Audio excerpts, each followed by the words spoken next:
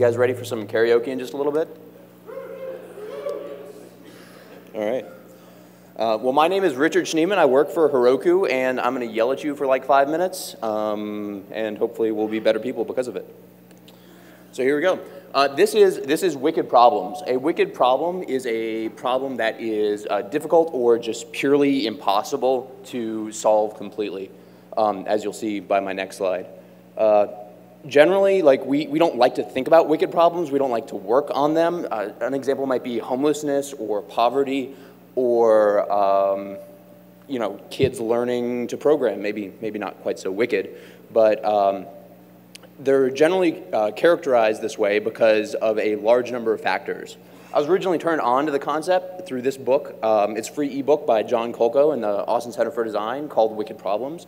And essentially they outline a number of different things that make these types of problems really, really difficult to actually work with. So incomplete knowledge, for example, homelessness. A lot of people just say, okay, let's give them homes, let's give them food. And it turns out like that, you know, they have shelters and they have these different soup kitchens and these different avenues they can go to, but that's not really the issue at hand. We also have a lot of people involved with these different types of social issues. A lot of people affected or trying to solve those issues. You know, if we have you know, horrible things that happen in the world, and lots of people try to come in and rush in and save the day, if they're not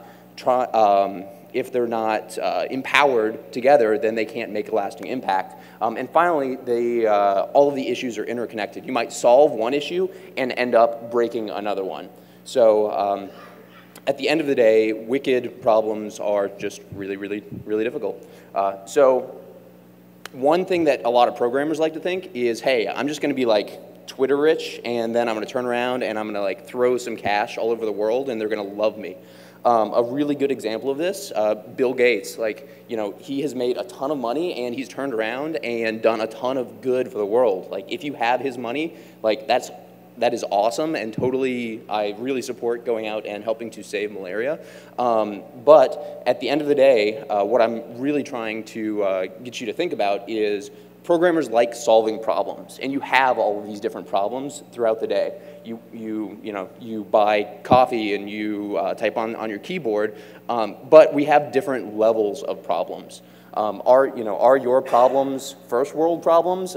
If you solve this problem good, and you know, so that no one ever has this problem ever again, is the world really, you know, kind of a better place for it? One of the reasons I really wanted to give this today was because you all are the best and the brightest at what you do right now. You know, there are some guy was doing maybe. People like recruiters are pounding down your doors because you can make Angry Birds, and like, you know, you can build these servers, and you have these real world skills that, you know, just in your free time you can actually turn around and produce something. You can make something where a lot of the rest of the world you know, can't. They need a few more resources. So I guess I'm trying to say that you can help, that we can help. There are ways that programmers can go out there and actually start kind of making dents in society and in some of these problems. Don't do this. If you want to like play around, you know, I heavily support it, but you know, we're better than this, right? Yeah. It's depressing. Look on the App Store. If you've made some, that's awesome. But turn around and, you know, we can make mobile applications for, you know, moderately impoverished countries and actually really make a difference. If you're starting a business, you might want to consider maybe going with a double bottom line as opposed to a single bottom line. And that means you're held accountable not just for cash, but also something else. Like our school is focusing on homelessness. So if they make a ton of money but don't help homelessness at all, then they failed with their mission.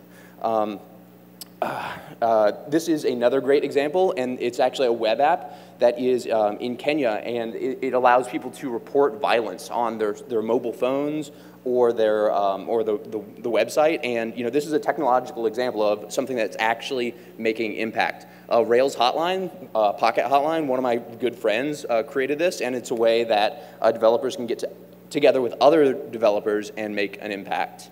And finally, if you're not going to just go ahead and create a business from scratch, you can get involved with open source, you can get involved with Kids Ruby, you can run marathons, you can go to Code for America, And yeah, so in summary, if you're going to be solving a problem, just ask yourself, is it worth solving?